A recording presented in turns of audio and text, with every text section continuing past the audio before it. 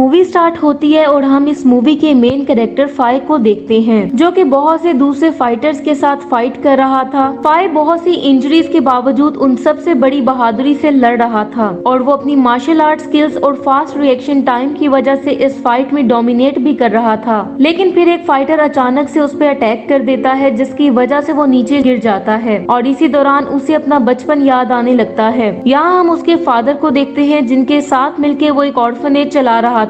Phi और उसके father खोए हुए बच्चों को बचाने की पूरी कोशिश करते थे। एक दिन उन्हें एक बच्चा मिलता है जो कि थकन की वजह से बेहोश हो चुका था। वो उसे बचाने के लिए उसका ट्रीटमेंट करते हैं और जब उस बच्चे को होश आता है तो फाई उसे हमेशा प्रोटेक्ट करने का प्रॉमिस करता है और ये क्लेम करता है कि वो इनविंसिबल है। जिसके बाद हमें प्रेजेंट का सीन दिखाया जाता है, जहाँ हमें कंट्री के डार्क टाइम के बारे में बताया जाता है, जहाँ करप्ट सिस्टम और काम करने के अनसेफ तरीकों की वजह से बहुत से लोग समंदर में डूब के मारे गए थे। जिसके बाद हमें दो गैंग्स के बारे में बताया जाता है, जिनमें से एक गैंग का नाम ब्लैक टाइगर गैंग जबकि दूसरे गैंग का नाम नॉर्थ सी गैंग था। और करप्ट लोग अपनी मोनोपोलीज के लिए उन गैंग्स को यूज करते थे और उन गैंग्स में मौजूद अनाड़ी लोगों को उन वर्कर्स के साथ रिप्लेस किया जाता था जो कि बेहतर लाइफ जीना चाहते थे। जिसके बाद हमें ब्लैक टाइगर गैंग के रैंक्स के बारे में बताया जाता है, जिसमें 3 बॉसेस शामिल थे, जिसमें से एक का नाम नॉर्थ ईवल था जो कि बहुत जालिम इंसान था, दूसरे का नाम ब्लैक क्रो था जो कि हमेशा पैसे जमा करने में लगा रहता था और तीसरे का नाम ओल्ड स्नेक था।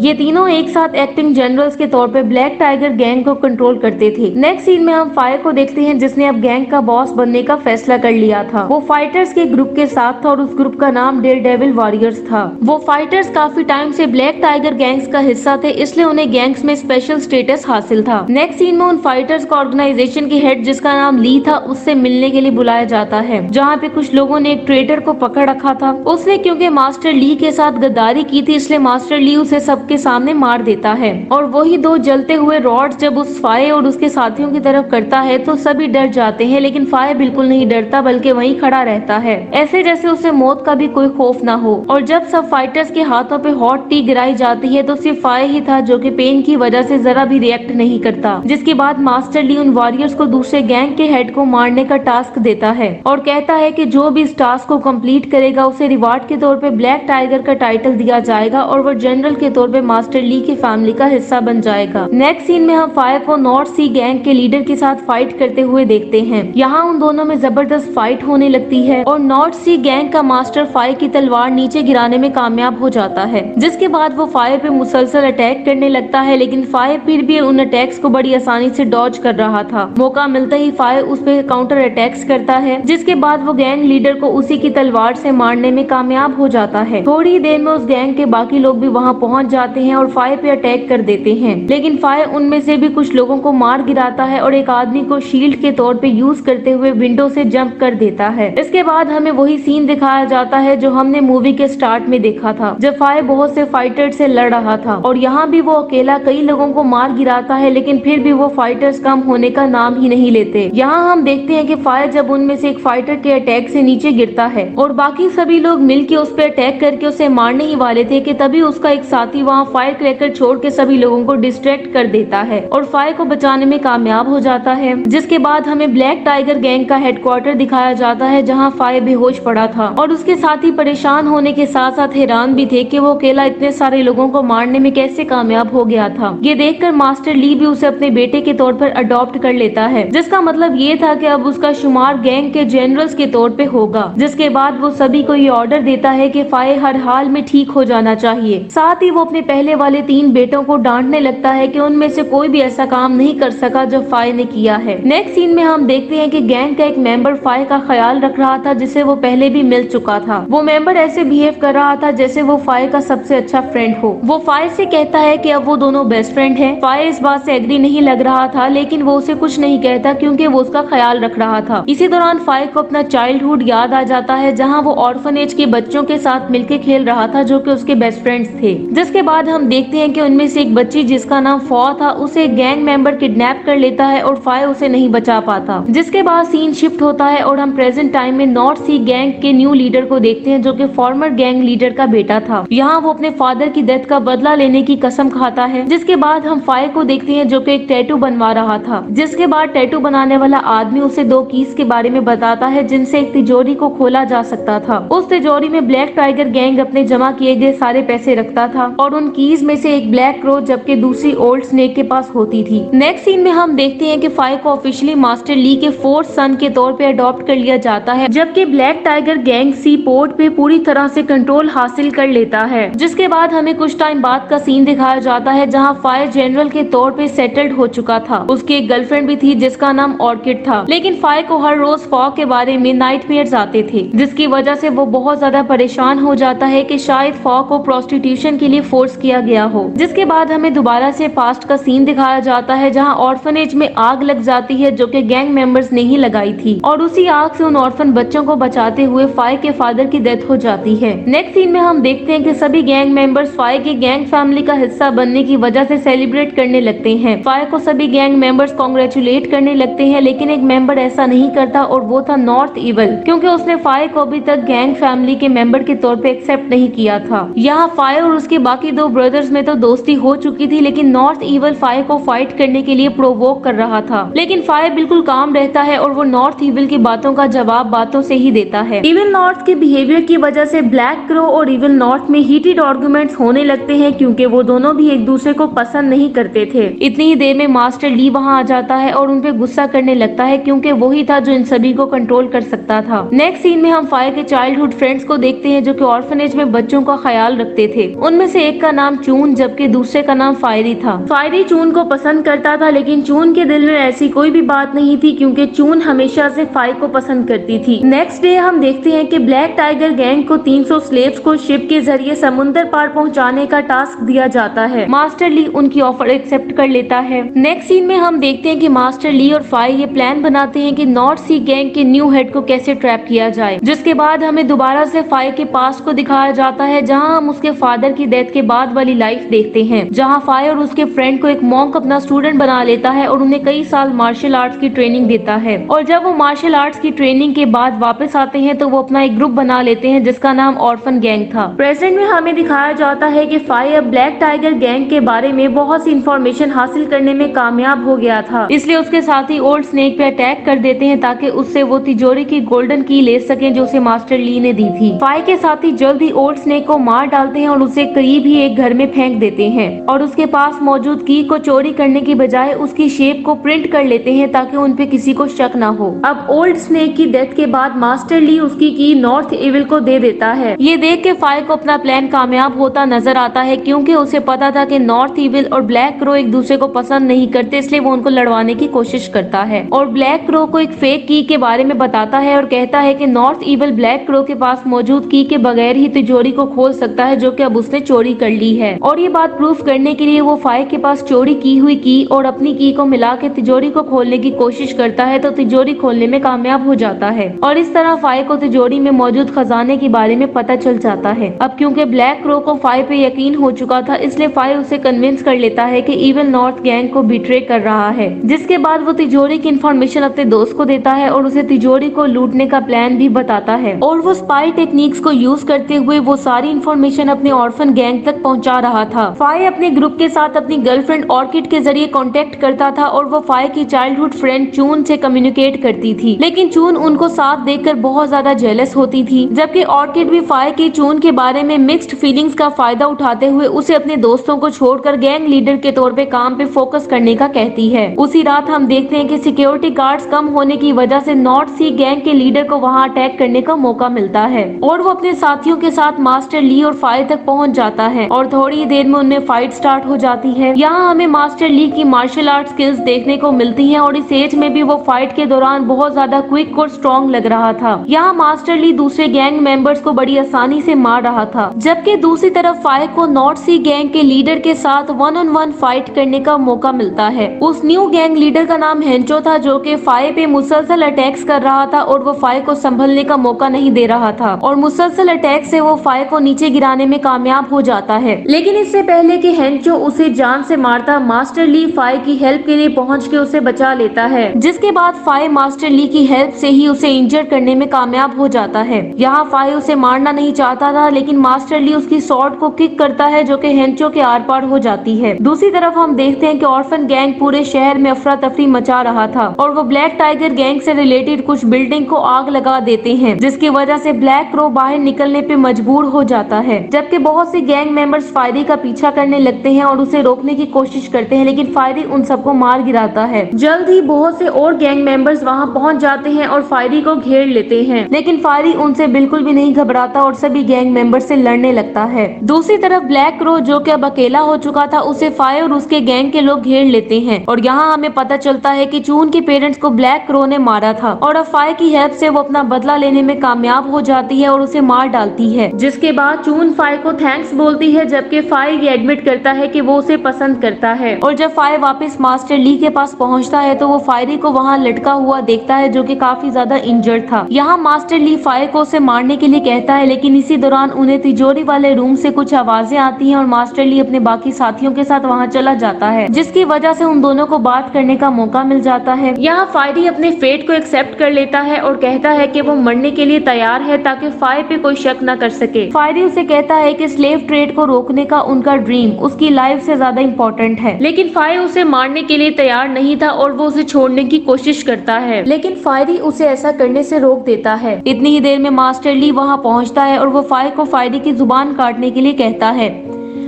फायर ऐसा करने ही वाला था कि तभी कुछ मेंबर्स ब्लैक क्रो की डेड बॉडी लेके वहां पहुंच जाते हैं और उसकी बॉडी पे नॉर्थ इविल की केन के निशान देख के सभी लोग बहुत ज्यादा हैरान हो जाते हैं और सब लोग नॉर्थ इविल पे शक करने लगते हैं। नॉर्थ इविल जब इस बारे में फायरी से इंटेरोगेट करने लगता है तो फायरी उसके कान में कुछ कहता है और साथ ही अपने आप को सॉर्ड से मार लेता है, जो कि नॉर्थ इविल ने उसकी गर्दन पे रखी हुई थी, जिसकी वजह से सिचुएशन मजीद खराब हो जाती है और सबको लगता है कि नॉर्थ इविल ने उसे जानबूझ के मारा है। इसी वजह से मास्टर ली भी उस पर शक करने लगता है। इसी दौरान फायरी की डेथ से बहुत ज्यादा दुखी था और उसे याद आता है कि वो फायरी से पहले इस गैंग में जगह बनाने में कामयाब हुआ था। अगर ऐसा ना होता तो आज फायरी की जगह वो हो सकता था। उसी दिन फायर जब ऑर्किड के पास था तो वो फायरी की डेथ की वजह से रोने लगता है और कहता है कि अब जब उसका बेस्ट फ्रेंड उसके साथ नहीं है तो वो अब तक जो कुछ कर रहा था उसका क्या फायदा, क्योंकि वो अपने दोस्त को तो बचा नहीं पाया था। अब जबकि सिर्फ नॉर्थ इविल जिंदा था और उसके बाद फायर अकेला थ्रोन का हकदार हो सकता था, लेकिन अगर नॉर्थ इविल मारा जाएगा तो सारा शक फायर पे आ जाएगा, इसलिए वो उसे नहीं मार सकता था और साथ ही उसे उन 300 वर्कर्स को भी ढूंढना था जिन्हें वो बेचने वाले थे। फायर की ये बातें उनका वो दोस्त जिसने उसका इंजरी के दौरान उसका ख्याल रखा था वो सुन लेता है, लेकिन इस बारे में किसी को ना बताने का फैसला करता है, जिसके बाद हम देखते हैं कि फायर एक ब्लाइंड मैन को कुछ पैसे देता है और उसे वो स्टोरी सुनाने के लिए कहता है जिसमें ट्रेटर का जिक्र था। मास्टर ली जब उसकी स्टोरी सुनते हैं तो वो उस ब्लाइंड मैन को अपने सभी मेंबर्स की आवाजें सुनकर उनमें से ट्रेटर ढूंढने का कहता है, जिसके बाद वो सभी गैंग मेंबर्स की एक एक करके वॉइसेस सुनने लगता है और जब ली की बारी आती है तो वो ब्लाइंड मैन के कान में कहता है कि वो उस ग्रुप का हिस्सा है जिसने कल रात अफरा तफरी मचाई थी। ये सुनकर उसे याद आता है कि उन्हीं लोगों ने उसे बहुत से पैसे दिए थे, जिसकी वजह से वो ली की वॉइस को भी क्लियर कर देता है। उसी रात जब नॉर्थ इविल मसाज के लिए जाता है तो वहाँ ऑर्किड भी पहुँच जाती है। यहाँ ऑर्किड उसे अपना रियल नेम बताती है, जो कि फॉ था, यानी वही बच्ची जिसको बचपन में किडनैप कर लिया गया था। यहाँ वो उसे बताती है कि जब 3 साल पहले उसकी मुलाकात फायर से हुई थी तो उसने फायर की जान बचाई थी, जबकि उसने कभी भी फायर को अपनी रियल आइडेंटिटी के बारे में नहीं बताया और उसका ट्रस्ट हासिल कर लिया था। लेकिन वो फायर से जितना प्यार करती थी फायर उसे उतना प्यार नहीं करता था, इसलिए अब वो उसे छोड़कर नॉर्थ इविल से फ्रेंडशिप करना चाहती थी। ये सुनकर नॉर्थ इविल उसकी तरफ अट्रैक्ट होने लगता है और जैसे ही वो उसके करीब आता है तो फॉ उसे मारने की कोशिश करती है, लेकिन नॉर्थ इविल उसके अटैक को रोकने में कामयाब हो जाता है, जिसके बाद वो उसे पानी में डुबो के मार डालता है। जिसके बाद वो वहाँ मौजूद दूसरी लड़की की तरफ जाने लगता है और जब वो उसके करीब पहुँचता है तो वो लड़की अचानक से उस पर अटैक करके उसे मार डालती है। वो लड़की कोई और नहीं बल्कि चून थी, जिसके साथ मिलके फॉ ने नॉर्थ इविल को मारने का प्लान बनाया था और अब फॉ के सेक्रीफाइस की वजह से वो नॉर्थ इविल को मारने में कामयाब हो गए थे। दूसरी तरफ फायर, जो कि 300 स्लेव्स को ढूंढने में कामयाब हो गया था, उसे जब फॉ की डेथ की न्यूज मिलती है तो वो बहुत ज्यादा उदास हो जाता है। अब क्योंकि फायर का प्लान पूरा हो चुका था इसलिए वो मास्टर ली से बगावत का ऐलान कर देता है और अपने एक और दोस्त को दफनाने के बाद फायर और उसके कई ऑर्फन साथी रिवॉल्ट के लिए तैयार हो जाते हैं। दूसरी तरफ नॉर्थ इविल की डेथ की वजह से मास्टर ली को फायर की असलियत पता चल चुकी थी, इसलिए पूरे शहर में फायर और उसके साथियों के खिलाफ क्रैकडाउन स्टार्ट हो जाता है, जिसकी वजह से दोनों ग्रुप्स में वार होने लगती है। फायर, जिसने अपनी आर्मी को बड़ी अच्छी तरह से ट्रेन कर दिया था, ब्लैक टाइगर गैंग का मुकाबला करने के लिए तैयार थे। इसके बाद वो उन 300 स्लेव्स को भी रिहा कर देते हैं और फिर फिर वो सब मिलकर ब्लैक टाइगर गैंग के हेडक्वार्टर की तरफ जाने लगते हैं और वहाँ पहुँच के फाई मास्टर ली को 1-on-1 फाइट करने का चैलेंज करता है ताकि मजीद खून बहने से बच सके। मास्टर ली उसका चैलेंज एक्सेप्ट कर लेता है, जिसके बाद वो दोनों उसी हेडक्वार्टर बिल्डिंग में पहुंच जाते हैं जहां फाई हर तरफ आग लगा देता है ताकि उस बिल्डिंग को पूरी तरह डिस्ट्रॉय करके शहर के सभी लोगों को आजाद किया जा सके। जिसके बाद उन दोनों में फाइट स्टार्ट हो जाती है। पहले तो मास्टर ली फाई को टफ टाइम देता है और उस पे कई अटैक्स करता है। मास्टर ली उस पे एक हैवी स्टोन गिराता है जिससे वो बड़ी मुश्किल से बचता है। जिसके बाद मास्टर ली उस पे अटैक्स करना जारी रखता है और इसी वजह से वो उसी आग में गिरने से मुश्किल से बचता है जो कि उसने खुद लगाई थी। अब जब आग पूरी तरह बिल्डिंग को लपेट में लेने लगती है तो गैंग मेंबर्स उसे बुझाने लगते हैं, जबकि फाई के साथी उसके लिए परेशान होने लगते हैं। बिल्डिंग के अंदर पैदा होने वाली हीट अब उन दोनों को भी इफेक्ट करने लगती है और वो फाइट करते हुए एक जगह से दूसरी जगह जंप करने लगते हैं। इसी दौरान फाई नीचे गिरने ही वाला था कि वो अपने आप को संभाल लेता है और दोबारा से फाइट करने के लिए तैयार हो जाता है और एक जबरदस्त फाइट के बाद वो आखिरकार ली को नीचे गिराने में कामयाब हो जाता है। जिसके बाद वो मास्टर ली को बचाने की कोशिश करता है, लेकिन मास्टर ली उसकी हेल्प लेने से इनकार कर देता है और नीचे आग में गिर के मारा जाता है। अब मूवी के लास्ट सीन में हम देखते हैं कि फाई अपना बिजनेस स्टार्ट करता है और अपने ऑर्फन साथियों के जरिए शहर पे रूल करने लगता है। इसी के साथ ये मूवी एंड हो जाती है। Thank you so much for watching.